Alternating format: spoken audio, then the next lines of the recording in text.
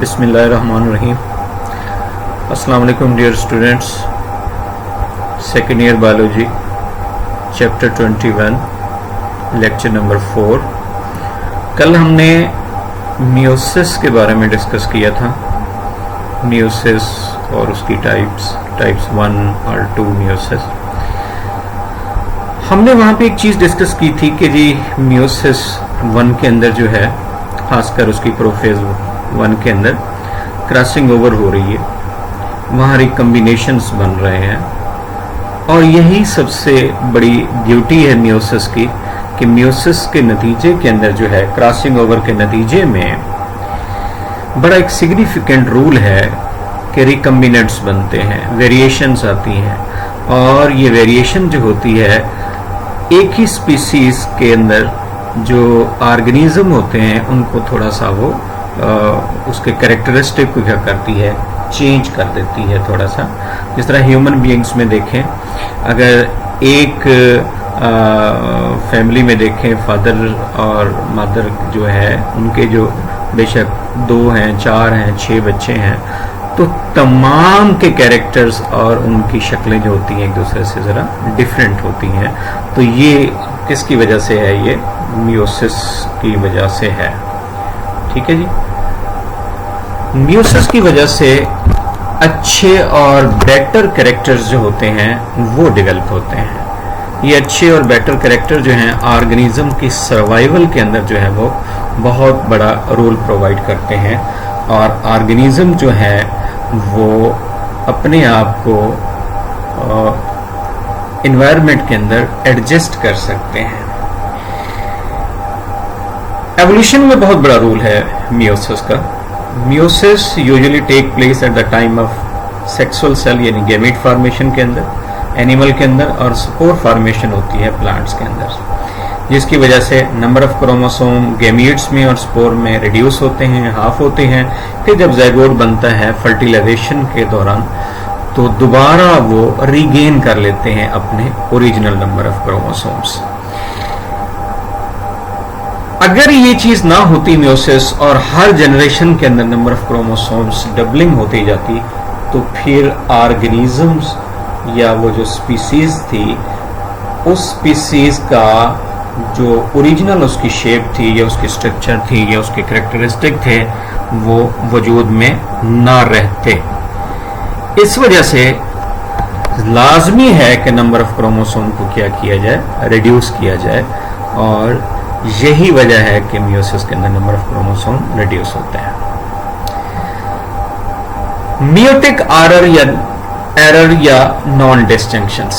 पहले आप समझें कि व्हाट इज डिसजंक्शन। डिसजंक्शंस क्या होता है? डिसजंक्शन ये है कि क्रोमोसोम्स का एनाफेज और टीलोफेज स्टेज के ऊपर इक्वली डिवाइड्स हो जाना, दैट इज कॉल्ड डिसजंक्शंस। अगर क्रोमोसोम इक्वली डिवाइड्स नहीं होते तो इस फिनोमिना को हम क्या कहते हैं? नॉन डिसजंक्शंस कहते हैं। और खासकर ह्यूमन बीइंग के अंदर ये बहुत सारे प्रॉब्लम क्रिएट होते हैं। वो फिजिकली भी होते हैं, सोशली भी होते हैं, मेंटल डिसऑर्डर्स भी होते हैं। या तो नंबर ऑफ क्रोमोसोम इंक्रीज हो जाएंगे या नंबर ऑफ क्रोमोसोम क्या हो जाते हैं? डिक्रीज हो जाते हैं। तो इन मियोटिक एरर्स में से फर्स्ट ऑफ ऑल हम पढ़ने के लिए जा रहे हैं don syndromes. Don Nomi syndrome जो है इंग्लैंड के एक साइंटिस्ट थे, उन्होंने इसको डिस्कवर किया था। और इनके फीचर या इनके कैरेक्टरिस्टिक जो होते हैं, एक पॉपुलेशन गुजरी है मंगोलियन, उनके साथ इनके फीचर फेस के मिलते जुलते हैं, तो इस वजह से मंगोलिज्म्स का नाम दे दिया गया। बेसिकली ये ऑटोसोमल नॉन डिसजंक्शन है क्रोमोसोम नंबर 21 के ऊपर। 21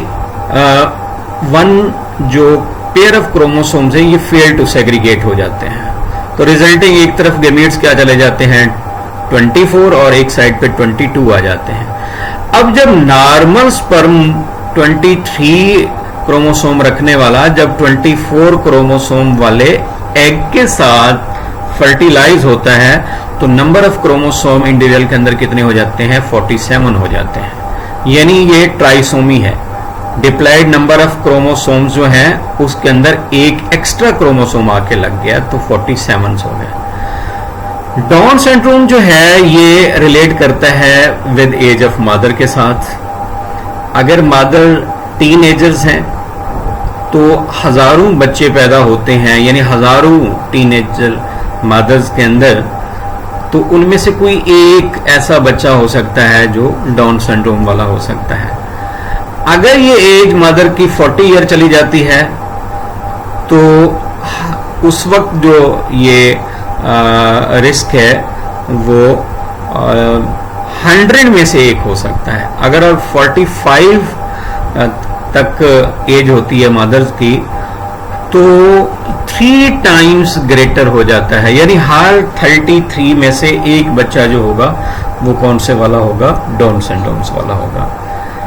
इनकी सिम्टम क्या होती हैं कि इन इंडिविजुअल्स के जो फेस होता है वो फ्लैट होता है, बिल्कुल ब्रॉड फेस होता है, और उनकी स्क्विंट आईज होती हैं, भींगी, और उनके आईज कॉर्नर जो होते हैं वो अंदर की तरफ फोल्डेड होते हैं।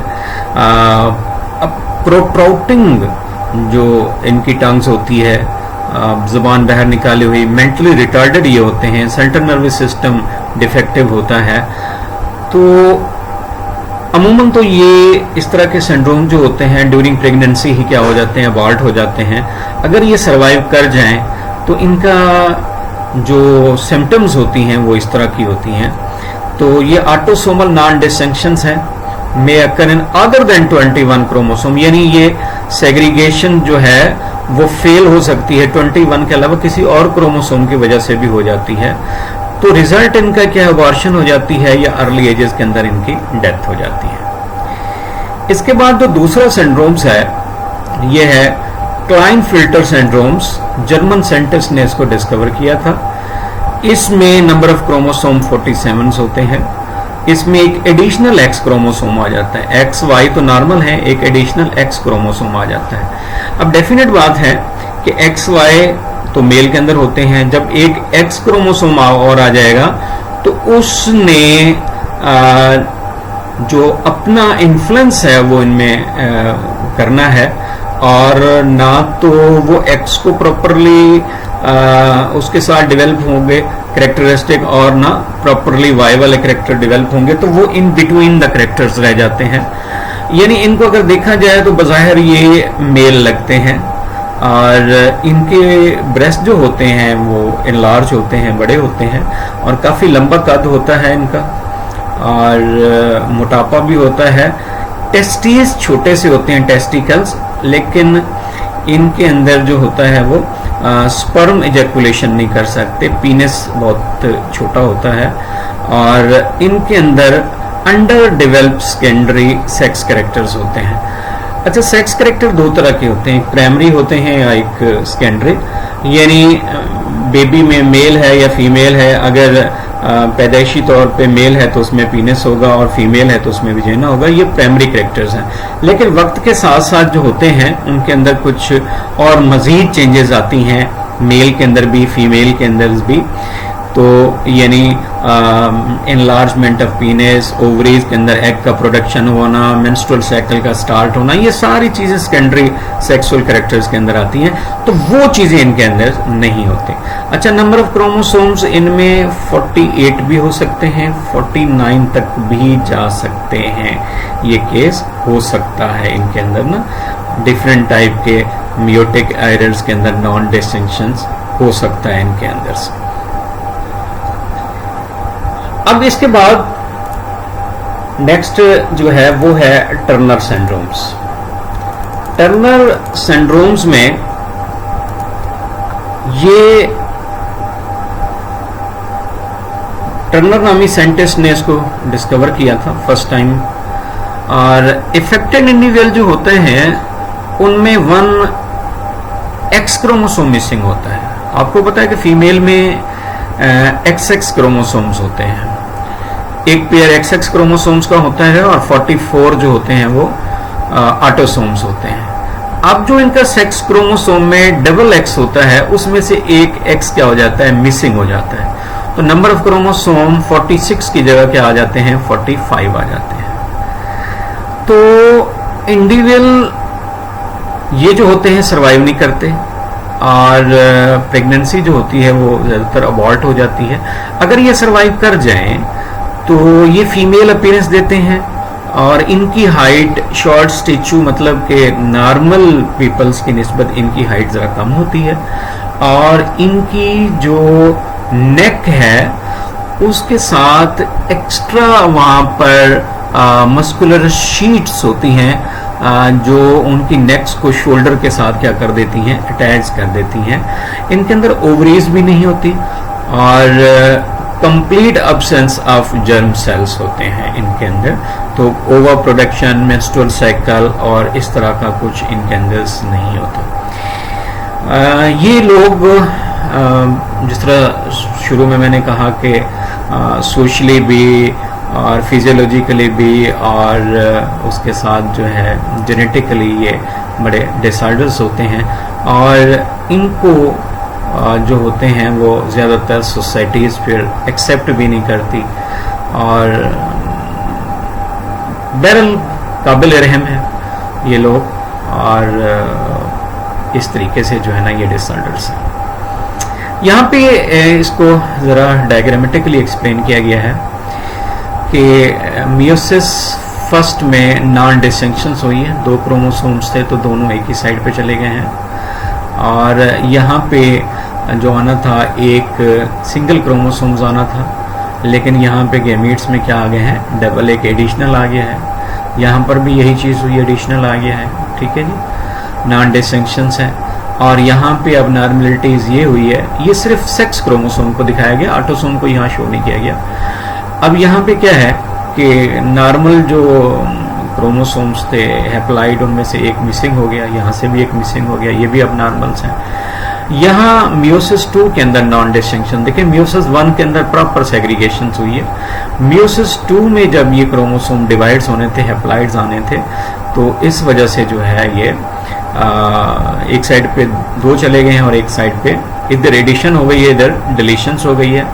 और इधर जो है मियोसिस 1 के अंदर प्रॉपरली सेग्रीगेट हुए, मियोसिस 2 के अंदर भी ये प्रॉपरली सेग्रीगेट हुए, तो ये नॉर्मल्स हैं। जहां पर भी अब नॉर्मल नंबर ऑफ क्रोमोसोम्स होते हैं तो उनको इस तरीके से, ये स्टार का आप सिंबल देख रहे हैं, इनको इसके साथ ही क्या किया जाता है, इनको शो किया जाता है इस चीज के साथ। अब नीचे एक लिस्ट दी गई है, इसमें एमसीक्यूज के हवाले से ये बहुत इंपॉर्टेंट है। और डाउन सिंड्रोम्स मेल और फीमेल के अंदर है, ट्राइसोमी एडिशन ऑफ क्रोमोसोम्स है, और जो है इसमें पेटाओ है, ये मेल और फीमेल दोनों में होते हैं। ट्राइसोमी है, 13 नंबर ऑफ क्रोमोसोम पे एडिशन हुई है। एडवर्ड मेल फीमेल दोनों में होता है, इसमें भी ट्राइसोमी एडिशन ऑफ 1 क्रोमोसोम हुआ है, और 18 क्रोमोसोम्स के ऊपर टर्नर में फीमेल में होता है, मिसिंग होता है एक एक्स। और मेटा फीमेल, ये भी फीमेल के अंदर होता है, यानी एडिशनल एक एक्स भी लग सकता है, और इसमें 2 एक्स भी आ जाते हैं इसके अंदर, ठीक है। और क्लाइन फिल्टर सिंड्रोम्स के अंदर भी 1 एक्स भी आ सकता है, 2 एक्स भी आ सकते हैं, और ये मेल में होता है। और जैकब भी मेल में होता है, यहाँ एक्स और यहाँ डबल वाई। अच्छा, यहाँ पे देखें कि एक्स तो चलो मान लिया कि जी ये आ सकते हैं, ठीक है जी, कि फीमेल में 2 एक्स होते हैं, और 2 वाई कैसे आ सकते हैं, ये तब आ सकते हैं जब मियोसिस सेकंड के अंदर वहां नॉन डिस्टिंक्शन हुआ है। और मियोसिस सेकंड के अंदर जो वाई क्रोमोसोम थे दोनों ने अलग अलग होना था, 4 क्रोमोसोम बनते हैं, तो प्रॉपरली डिस्टिंक्शन नहीं हुआ, नॉन डिस्टिंक्शन की वजह से एक ही के अंदर चले गए 2 वाई क्रोमोसोम। और जब इस तरह का जो क्रोमोसोम्स होगा सेक्स, जब वो नॉर्मल एक्स वाले के साथ मिलेगा तो एक एक्स वहां से आएगा और डबल वाई वहां से आएगा, तो इस वजह से कंडीशन कौन सी आएगी, एक्स डबल वाई की। अच्छा, ये वार्शन रेशियो है, इसको आपने जो है ना वो अच्छे तरीके से रट्टा लगाना है। फ्रीक्वेंसी का मतलब ये होता है कि जी इस चीज का वकूफ पजीर कैसे होता है कि इतने में से जो है ये बार्ट हो जाएंगे। और इधर जो है ना 700 में से एक बच्चा, 15,000 में से एक बच्चा, 6,000 में से एक, 6,000 में से एक, 1500 में से एक, 1500 में से एक, 1,000 में से एक जो बच्चा है वो इस तरह के सिंड्रोम्स मुख्तलिफ किस्म के जो हैं वो आ सकते हैं। इनको आपने देखना है। आज का लास्ट टॉपिक हमारा नेक्रोसिस एंड एपोप्टोसिस।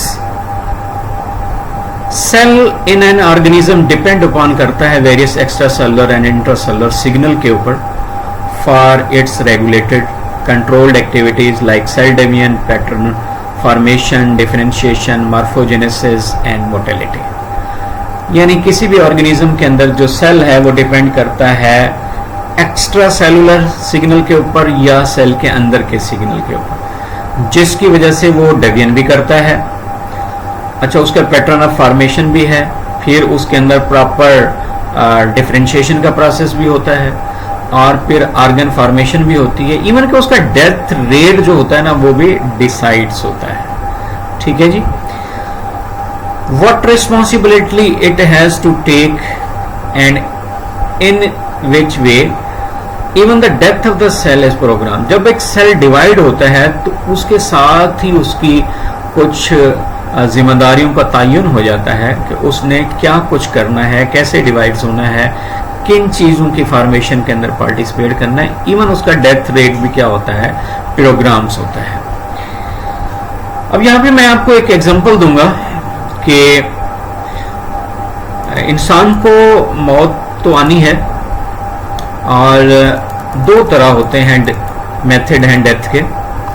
एक तरीकेकार ये है कि इंसान जब अपनी ओल्ड एज पे पहुंचता है और उसका इम्यूनिटी सिस्टम वीक हो जाता है, बीमार हो जाता है, और बिल आखिर एक वक्त आ जाता है कि फर्दर वो सरवाइव नहीं कर सकता और उसकी डेथ हो जाती है। और एक होती है एक्सीडेंटल मौत, कि सडन आप निकलते हैं आउटिंग करने के लिए, वह आइसक्रीम खाने के लिए, होटलिंग करने के लिए, आगे आपकी गाड़ी हिट कर जाती है और एक्सीडेंटली बंदे की क्या हो जाती है, मौत हो जाती है। तो इसमें जो पहली एग्जांपल है वो तो आती है एपोप्टोसिस के अंदर, और दूसरी जो एग्जांपल है मैंने दी है सडन डेथ की, वो आती है नेक्रोसिस के अंदर। तो programme cell death helps in proper control of multi cellular developments. तो ये प्रोग्राम ऑफ सेल डेथ जो है ये मल्टी सेलुलर ऑर्गेनिज्म के अंदर पाई जाती है और मुख्तलिफ किस्म की स्ट्रक्चर को कंट्रोल करने के लिए। For example tail of developing human embryo, उसको खत्म करना, ये एपोप्टोसिस का काम है। उसके बाद हमारे जो फिंगर्स हैं उनके दरमियान पैरेन्काइमेटस सेल्स की झिल्ली बन जाती है, उनको खत्म करना। इसके बाद cell death even control the number of neurons. Neuron एक दफा बनते हैं और उसके बाद उनकी डेथ होती रहती है। ये सारी प्रोसेस जो हैं ये मल्टी सेलुलर ऑर्गेनिज्म के अंदर कुछ स्ट्रक्चर को क्या करने के लिए, खत्म करने के लिए होती है। Cell death in multi cellular organism के अंदर controlled by two fundamentally different way है। Either the cell commit suicide in the absence of survival signals, यानी उसको फूड नहीं मिल रही, उसकी एज पूरी हो गई है, उसकी डेथ हो जाती है। और या cell are murder by killing signal from other cell, कुछ सेल अपनी कुर्बानी ऐसे दे देते हैं कि दूसरे सेल से जो केमिकल या सिग्नल रिलीज होते हैं वो दूसरे सेल को मरने पे मजबूर कर देते हैं। तो फर्स्ट ऑफ ऑल हम देखते हैं कि फर्स्ट इवेंट जो है एपोप्टोसिस का वो क्या है। वो ये है कि सेल जो है नॉर्मल है, जब इनको ट्रॉफिक सिग्नल्स जो होते हैं वो प्रॉपर नहीं मिल रहे होते, तो तब ये क्या करता है, फर्स्ट ऑफ ऑल इसके अंदर ब्रेकिंग होती है मेटास्टेसिस की। जब मेटास्टेसिस इसमें ब्रेकिंग होती है साइटोस्केलेटन्स की, और ये साइटोस्केलेटन ब्रेकिंग की वजह से सेल जो होता है वो श्रिंक करना शुरू कर देता है। और सेल जब श्रिंक करते हैं तो श्रिंक के बाद जो है इसके अंदर बहुत सारी बायोकेमिकल इवेंट्स जो होते हैं वो लीड करते हैं कैरेक्टरिस्टिक ऑफ सेल चेंजेस के अंदर। यानी उसकी मार्फोलॉजी और डेथ के अंदर जो है ये सारी चीज़ें इसके अंदर होती रहती हैं। और lead to the characteristic cell changes, morphology and death. These changes including उसमें ब्लेबिंग का बन जाना, सेल का श्रिंक कर जाना, ये श्रिंकेज कर रहा है, ये ब्लेबिंग हो रही है। क्रोमेटिन कंडेंसेशंस हो जाती है, क्रोमोसोमल जो डीएनए फ्रेगमेंट्स हैं वो ब्रेक करना शुरू कर देते हैं, मैसेंजर आरएनए डीके करना शुरू कर देता है। और एवरेज अगर हम देखें ना एक नॉर्मल बंदे के अंदर, तो human losses between 50 and 70 billion sale each day के अंदर जो होते हैं वो इस फिनोमिना के अंदर क्या कर रहे हैं, अपनी डेथ कर रहे हैं। तो ये जो ब्लेबिंग हो जाती है, ये एपोटोटिक बॉडीज हो जाती हैं, इनको फिर क्या करते हैं दूसरे सेल जो होते हैं इंगल्फ करके जो है फैगोसाइटोटिक सेल्स, वो उसको क्या कर देते हैं, ठिकाने लगा देते हैं। तो अगर एक बेबी को देखें उसकी 18 से जो है वो 14 ईयर्स की एज के अंदर अप्रोक्सीमेटली उसमें 20 से 30 बिलियन सेल डाई होते हैं पर डे के अंदर से, और उसी हिसाब से न्यू सेल की फॉर्मेशंस भी होती है। तो इनका एक क्या रहता है, बैलेंस रहता है। एपोप्टोसिस का लफ्जी मतलब होता है फॉलिंग ऑफ या ड्रॉप कर देना। ये उसको क्या कर रहे हैं, फैगोसाइटोटिक सेल जो है एपोटोटिक बॉडीज को क्या कर रहे हैं, इंगल्फ कर रहे हैं और उसको क्या कर देते हैं, डिस्पोज कर देते हैं, ताकि वहां पर कोई और किस्म डिफरेंट टाइप की अबनॉर्मलिटीज जो है ये ना। अब दूसरा काम ये है कि दूसरा वे जो था वो ये था कि इन कंट्रास्ट टू सुसाइड्स, इसकी निस्बत जो है cell death due to tissue damage हो जाती है। आपको कोई चोट लग जाती है, उसके बाद आप देखते हैं कि वो जहां पे आपको चोट लगी है उसके साथ वाले सेल भी बिलीव होना शुरू हो गए हैं और उनका डेथ होना शुरू हो जाती है।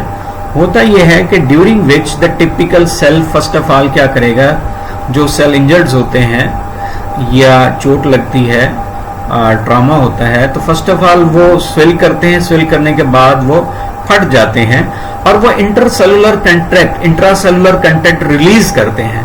ये इंट्रासेलुलर कंटेंट जो होते हैं नेबरिंग सेल को डैमेज करते हैं, क्योंकि उनका एक इन्फ्लेमेटरी रूल्स होता है।